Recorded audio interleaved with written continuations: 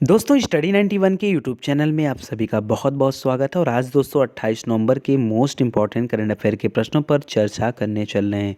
जिन्हें भी PDF download करना होगा वो नीचे दिए गए डिस्क्रिप्शन में लिंक के माध्यम से पीडीएफ डाउनलोड कर सकते हैं, या फिर अगर आप टेस्ट देना चाहते हैं तो उसके लिए भी आपको लिंक मिल जाएगा। जिन लोगों ने अभी तक स्टडी 91 का एप्लीकेशन नहीं डाउनलोड किया वो जल्दी से डाउनलोड कर लें, क्योंकि इसके माध्यम से आपकी तैयारी और भी ज़्यादा बेहतर हो पाएगी। चलिए चर्चा करते हैं आज के मोस्ट इंपॉर्टेंट प्रश्नों पर। पहला क्वेश्चन दोस्तों ये रहा आपकी स्क्रीन पर। लिख रहा है कि किस देश ने मुक्त आकाश निगरानी संधि यानी कि ओपन स्काईज ट्रीटी से औपचारिक रूप से खुद को हटा लिया है, वो कौन सा देश है?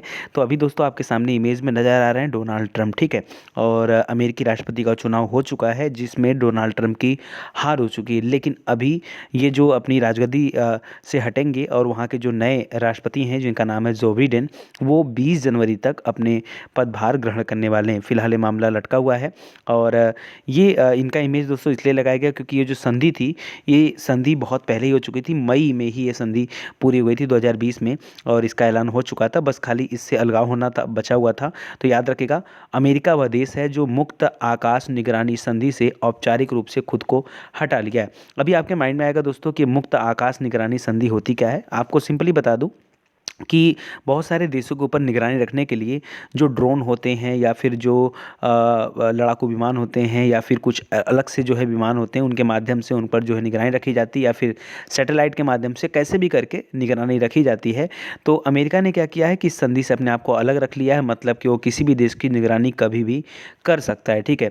इसकी घोषणा अमेरिका ने 21 मई 2020 को ही कर दिया था, बट औपचारिक रूप से अभी अलग नहीं हुआ था। अब जा करके औपचारिक रूप से इससे अलग हो गया है, ठीक है। तो इसको आप याद रखेंगे, ये इंपॉर्टेंट आपके लिए। चलिए इसके बारे में थोड़ा सा और डिटेल देख लेते हैं। लिख रहा है अमेरिकी सरकार ने 22 नवंबर 2020 को इससे बाहर होने की घोषणा की है। हालांकि इससे पहले 21 मई 2020 को अमेरिका ने इससे अलग होने का ऐलान किया था, परंतु औपचारिक रूप से अलग तब नहीं हुआ था, अब जाकर हुआ है। यह ट्रीटी 24 मार्च 1992 में हेलेंसिंकी क्या है दोस्तों, आपने जगह का नाम सुना होगा, फिनलैंड की राजधानी है हेलेंसिंकी में इस संधि को साइन किया गया था। 2002 में यह लागू हुआ था, जिसमें उस समय इस संधि में 34 देश शामिल थे। इसके तहत ट्रीटी में शामिल देश एक दूसरे में प्लेन यानी एयरक्राफ्ट से मिलिट्री एक्टिविटीज़ की जांच कर सकते हैं, या प्लेन बिना वेपन का होता है, ठीक है। तो इसको याद रखेगा। और अभी अमेरिका इस ट्रीटी से अलग हो चुका है, ठीक है। निगरानी के लिए दोस्तों यहाँ पर सेंसर वगैरह भी लगे होते हैं, जांच पड़ताल भी करता है कि दूसरे देश में क्या हो रहा है क्या नहीं हो रहा है, ठीक है। तो याद रखिएगा, अमेरिका इससे अलग हो चुका है, ये आपके लिए इंपॉर्टेंट है। अगला प्रश्न देखिए, उत्तर प्रदेश कैबिनेट ने विधि विरुद्ध धर्म संपरिवर्तन प्रतिषेध अध्यादेश 2020 को मंजूरी दे दिया। इसके तहत अधिकतम कितने साल की सजा का प्रावधान किया गया है? तो याद रखिएगा दोस्तों, इसके तहत जो मुख्य बात है, अच्छा मैं पहले आपको बता दूं इसमें है क्या।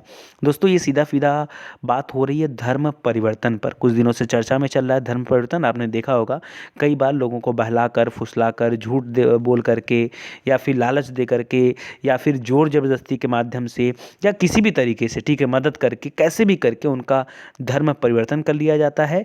या फिर शादी के माध्यम से भी कई बार आपने सुना होगा धर्म परिवर्तन करना। आपने लव जिहाद का नाम भी सुना होगा। तो इस तरह की चीज़ों को अपराध माना गया है। और याद रखिएगा, खास करके अगर कोई भी बच्चा या बच्ची अगर नाबालिग हैं, या फिर जो अनुसूचित जाति या जनजाति के महिलाएं हैं, जैसे आपका चाहे एससी हो गए यानी शेड्यूल कास्ट वाले, चाहे शेड्यूल ट्राइबल हो गए, ठीक है, अगर उनकी महिलाओं को भी धर्म परिवर्तन कराया जाता है जोर ज़बरदस्ती के साथ, तो इसके लिए कड़ी सज़ा का प्रावधान कर दिया गया। 10 साल की दोस्तों यहाँ पर जेल हो सकती है, आपको याद रखेगा 10 साल, ठीक है। तो ये भी आपके लिए इंपॉर्टेंट है, इसको याद रखेगा। और अगर यह कार्य किसी सामाजिक संगठन के द्वारा किया जाता है तो उसके साथ भी इस तरह की कार्रवाई की जाएगी, ठीक है। और अब जो है नियम बना है दोस्तों कि अब किसी भी लड़की का धर्म बदल करके उसको शादी नहीं माना जाएगा, ठीक है। तो याद रखेगा, ठीक है। और जो लोग भी इंटरकास्ट मैरिज करते हैं उनके लिए थोड़ा सा अब कठिन रोड़ा बन चुका है, तो इसको थोड़ा ध्यान देंगे, ठीक है। आगे बढ़ते हैं दोस्तों।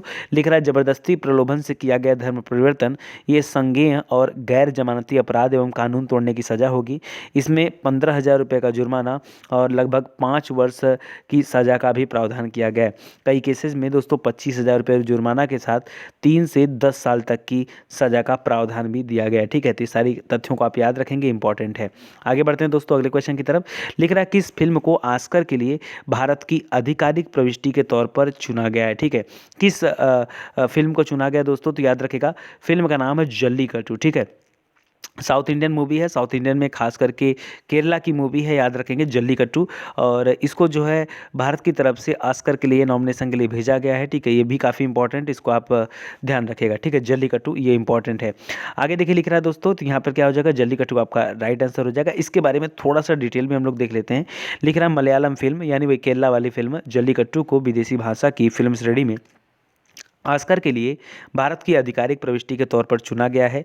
लीजो जोस पेलिसरी द्वारा निर्देशित यह फिल्म एक बैल के इर्द गिर्द घूमती है जो अपने निर्धारित वध की पूर्व संध्या पर दूर दराज के एक पहाड़ी गांव में एक बूचड़खाने से भाग जाता है। इस फिल्म को सर्वसम्मति से हिंदी, मराठी और अन्य भाषाओं की 27 प्रविष्टियों में से एक चुना गया था। जल्लीकट्टू फिल्म का नाम दक्षिण में लोकप्रिय और विवादास्पद बुल टेमिंग कार्यक्रम से लिया गया है। इसमें अभिनेता हैं एंटनी वर्गीस, चंबर विनोद जे और सैंथी बालचंद्रन, बहुत कुछ है, तो इसको आप याद रखिएगा, थोड़ा इंपॉर्टेंट है। आगे देखिए, चीन द्वारा चंद्रमा की सतह से चट्टानों और मलबों के नमूने लाने के लिए रोबोटिक स्पेसक्राफ्ट लॉन्च किया गया है। ठीक है, आपको दोस्तों उसका नाम बताना है कि उस रोबोटिक स्पेसक्राफ्ट का नाम क्या है। ठीक है, तो याद रखिएगा दोस्तों, चाइनीज है तो चाइनीज से बना दीजिए चेंज, क्या नाम है, चेंज, चाइनीज वर्ड से बना दीजिएगा चेंज 5। ठीक है, तो याद रखिएगा चेंज 5 इसका नाम है। और पहली बार चीन ने ऐसा कारनामा किया है कि चांद पर से नमूनों को एकत्रित करने के लिए इस तरह के कोई रोबोटिक स्पेसक्राफ्ट लॉन्च किया जाए। ठीक है, तो इसको याद रखेंगे। अच्छा, इसका काम क्या होगा, सीधा सीधा आपको इससे पता चल रहा होगा कि चंद्रमा की सतह पर जाएगा और वहाँ से नमूनों को इकट्ठा करेगा और उसके बाद उसको प्रयोगशाला में ला करके उसको टेस्ट किया जाएगा। ठीक है, तो इसको थोड़ा सा याद रखेंगे, ये आपके लिए इंपॉर्टेंट है। इसके पहले भी इस तरह के काम हो चुके हैं लेकिन वो बहुत लिमिटेड लोगों ने किया है अभी तक, अमेरिका और रूस। ठीक है, और रूस की आज की बात नहीं है दोस्तों, जब वो सोवियत संघ के रूप में था तब की बात है। ये दो लोग ऐसा कर चुके हैं पहले भी, लेकिन अब जो है कई वर्षों से ऐसा काम नहीं हो पा रहा है। अब जो है चीन नमूनों को लाने वाला है। ठीक है, करा अंतर्राष्ट्रीय एमी पुरस्कार जीतने वाले भारत की पहली वेब सीरीज कौन सी बनी है जिसको क्या दिया गया दोस्तों, एमी पुरस्कार दिया गया। ठीक है, तो शायद आपने इस वेब सीरीज को नहीं देखा होगा लेकिन अब आपको मौका मिल गया देखने का। ठीक है, इस वेब सीरीज का नाम है दिल्ली क्राइम, क्या नाम है, दिल्ली क्राइम। ठीक है, इसको अंतर्राष्ट्रीय एमी पुरस्कार दिया गया है, तो इसको आप याद रखेंगे। ठीक है, और ये अभी अगर आप ढूंढेंगे कहाँ पर, आप बहुत करेंगे, जाएंगे अमेजन प्राइम पर, वहाँ पर ये आपको नहीं मिलेगा। फिर आप हॉटस्टार ओपन करेंगे, वहाँ भी ये नहीं मिलेगा। क्यों, क्योंकि ये जो शो है ये नेटफ्लिक्स का है। ठीक है, तो याद रखिएगा नेटफ्लिक्स शो में ये आपका वेब सीरीज मिल जाएगा। ठीक है, यहाँ पर फ्लिक्स लिखा हुआ है यार, समझ जाओ। ठीक है, और ऐसा नहीं कि कहीं से क्या है।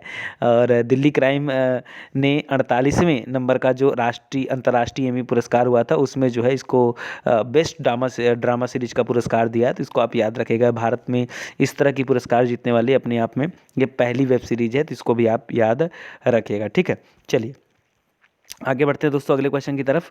अगला क्वेश्चन दिख रहा है कि केंद्रीय आईटी मंत्री ने किस सरकारी एप्लीकेशन का अंतर्राष्ट्रीय संस्करण लॉन्च किया है। ठीक है, तो जो हमारे आईटी मंत्री हैं, आईटी मंत्री कौन है दोस्तों, जल्दी बताइए। अरे केंद्रीय इलेक्ट्रॉनिक और क्या बोलते हैं, सूचना प्रौद्योगिकी मंत्री कौन है, रविशंकर प्रसाद। हाँ, तो याद रखिएगा उन्होंने ये एप्लीकेशन लॉन्च किया है।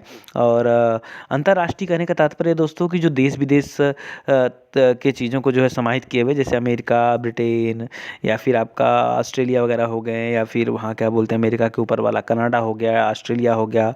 ठीक है, तो ये सभी देशों में जो मंत्रालय है उनके साथ एक समन्वय बनाएगा, इसलिए कहा गया दोस्तों एक सरकारी एप्लीकेशन है और उसका अंतर्राष्ट्रीय संस्करण लॉन्च हो रहा है। तो याद रखिएगा उस एप्लीकेशन का नाम है उमंग, क्या नाम है, उमंग। ये काफ़ी इंपॉर्टेंट है, इसको आप याद रखेंगे और इम्पॉर्टेंट है। ठीक है, चलिए आगे बढ़ते हैं दोस्तों।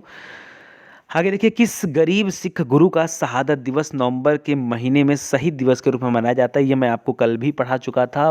गुरु तेग बहादुर जी की जयंती जो है ये मनाया जाता है 24 नवंबर को शहीद दिवस के रूप में मनाया जाता है। और गुरु तेग बहादुर दोस्तों ये 9वें नंबर के गुरु थे। 10वें नंबर पे दोस्तों गुरु गोविंद सिंह जी थे, उनका नाम आपको पता होगा। और इनका नाम क्या है, गुरु तेग बहादुर। ठीक है, 1675 में दोस्तों जो है इनको मृत्युदंड दिया गया था और इन्हीं के पुत्र थे हरगोविंद। ठीक है, तो याद रखिए, सॉरी इनके पुत्र कह रहा हूँ, इनके बाद जो गुरु थे वो गुरु गोविंद थे और ये जो है गुरु हरगोविंद के सबसे छोटे पुत्र थे। ठीक है, तो इसको भी याद रखिएगा, पिताजी का नाम इनके हरगोविंद था और इन्होंने जो है गुरु ग्रंथ साहिब में भी कई सारे भजन का संकलन किया है, तो इसको भी आप याद रखिएगा। ठीक है, औरंगजेब के समय में दोस्तों ये सारी लड़ाइयों का सिलसिला शुरू हुआ था। आगे देखिए, हाल ही में अंतर्राष्ट्रीय क्रिकेट परिषद यानी आईसीसी इंटरनेशनल क्रिकेट काउंसिल का नया अध्यक्ष किसे चुना गया है। ठीक है, आपको सिर्फ नाम बताना है किसे चुना गया है आईसीसी का नया अध्यक्ष। दोस्तों यहाँ पर जो नया अध्यक्ष चुना गया है, अच्छा इस समय जो है सीईओ कौन है, तो याद रखेगा मनु साहनी है। और आपने सुना होगा लास्ट टाइम शशांक मनोहर जो है उन्होंने अपना इस्तीफा दिया था और उनकी स्थान पर जो है यहाँ पर ग्रेग बार्कले को चुना गया, ग्रेग बार्कले। ठीक है, तो इसको याद रखिएगा।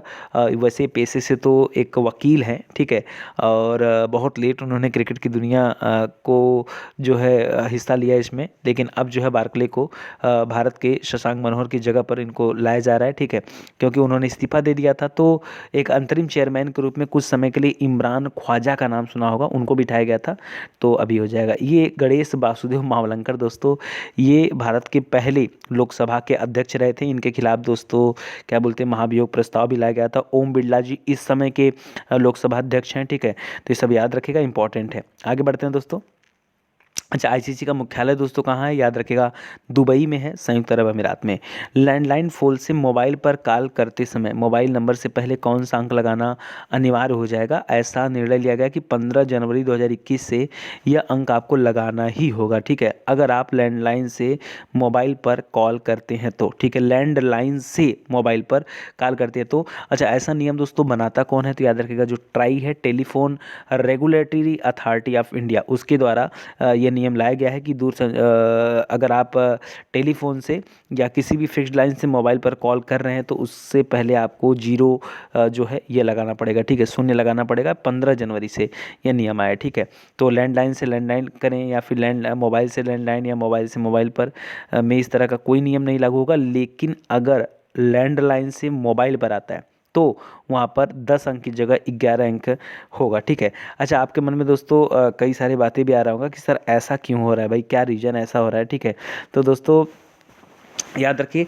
ऐसा इसलिए हो रहा है क्योंकि आने वाले समय में मोबाइल नंबर की ज़रूरत और भी ज़्यादा बढ़ने वाली है, और दरअसल मोबाइल नंबरों का जो अंक है वो 10 से बढ़कर 11 भी हो सकता है। हाँ, ठीक है, आगे लिख रहा है दोस्तों, हाल ही में भारतीय आईटी उद्योग के पिता कहे जाने वाले टीसीएस के पहले सीईओ का निधन हो गया। टीसीएस बोलते तो टाटा कंसल्टेंसी सर्विस, उसके पहले सीईओ यानी चीफ एग्जीक्यूटिव ऑफिसर का निधन हो गया। इनका नाम क्या था दोस्तों, तो इनका नाम है फ़कीर चंद कोहली। क्या नाम है, फ़कीर चंद कोहली। ठीक है, और काफ़ी एजेड भी हो गए थे, आपको चेहरे से लग भी रहा होगा। ठीक है, ये लगभग तो 100 वर्ष के आसपास थे, 96 के आसपास इनकी एज थी। ठीक है, और ये टाटा कंसल्टेंसी सर्विस के संस्थापक में से एक माने जाते हैं। ठीक है, तो इसको आप याद रखिएगा, इंपॉर्टेंट है, और इनका बहुत बड़ा योगदान भी रहा आईटी सेक्टर में। ठीक है, और इनका निधन हो गया, तो इसको आप याद रखिएगा।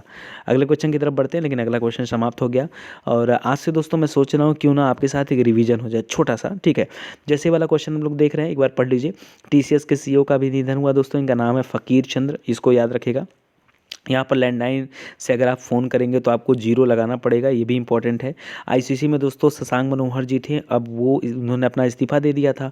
इस्तीफा देने के बाद दोस्तों यहाँ पर आ गए थे कौन, गद्दी पर बैठ चुके थे, मतलब उनके स्थान पर इमरान ख्वाजा जी आ चुके थे, और इमरान ख्वाजा की जगह पर, वो तो अंतरिम थे, यानी अंतरिम चेयरमैन के रूप में कुछ लिमिटेड समय के लिए काम कर रहे थे, लेकिन अब आ गए ग्रेग बार्कले। क्या नाम है, ग्रेग बार्कले। ठीक है, शहादत दिवस दोस्तों मनाया जाता है कब, 24 नवंबर को मनाया जाता है। गुरु तेग बहादुर सिंह जी की जयंती, ये 9वें नंबर के गुरु थे। 10वें नंबर के गुरु गुरु गोविंद सिंह जी हैं, जिनका जन्म बिहार में हुआ था। ठीक है, बाकी आती है बात किस पे, आईटी मंत्री ने किस सरकारी एप्लीकेशन को लॉन्च किया अंतर्राष्ट्रीय स्तर पर, तो याद रखिएगा उमंग एप्लीकेशन है, और इसमें बहुत सारे विदेश मंत्रालय के साथ जो है कोऑर्डिनेशन बनाने के लिए इस एप्लीकेशन को लॉन्च किया गया था, इसको भी याद रखेंगे। ठीक है, आगे दोस्तों कि किस वेब सीरीज को अंतर्राष्ट्रीय एमी पुरस्कार दिया गया, तो इसको याद रखेंगे। ये नेटफ्लिक्स की मूवी थी दिल्ली क्राइम, मूवी नहीं है, ये वेब सीरीज है जिसको यह पुरस्कार दिया गया। ठीक है, चीन द्वारा चंद्रमा की सतह से चट्टानों और मलबों के नमूनों को लाने के लिए रोबोटिक स्पेस क्राफ्ट लॉन्च किया गया उसका नाम क्या है? तो चाइनीज़ से चेंज याद रखेगा, चेंज 5 उसका नाम है। और ऐसा काम करने वाले अमेरिका और रूस ये पहले देश थे, मतलब पहले और दूसरे नंबर पे। अब चीन भी ऐसा काम कर रहा है। एक मूवी दोस्तों जिसको ऑस्कर नॉमिनेशन के लिए भेजा गया, नाम है मूवी का जल्लीकट्टू, ठीक है, उसको भी याद रखिएगा। और अगर आप एक और नियम आया उत्तर प्रदेश सरकार के द्वारा कि अगर किसी का धर्म ज़बरदस्ती बदला जाता है या कैसे भी करके, ठीक है, अगर उसका धर्म परिवर्तन होता है और इसके बारे में पता चलता है तो याद रखिए इसमें जो है 25,000 रुपये के साथ साथ 10 साल का सज़ा का भी प्रावधान दिया गया है। और मुक्त आकाश निगरानी संधि से अमेरिका ने अपने आप को अलग कर लिया है, इसको भी आप लोग याद रखिएगा। इस तरह से दोस्तों आज हमारा 28 नवंबर का करंट अफेयर का ये सेशन समाप्त होता है। उम्मीद करता हूँ आपको अच्छा लगा होगा, और अच्छा लगे दोस्तों तो आप प्लीज़ वीडियो को शेयर ज़रूर करें। आप सभी का धन्यवाद। Thank you so much.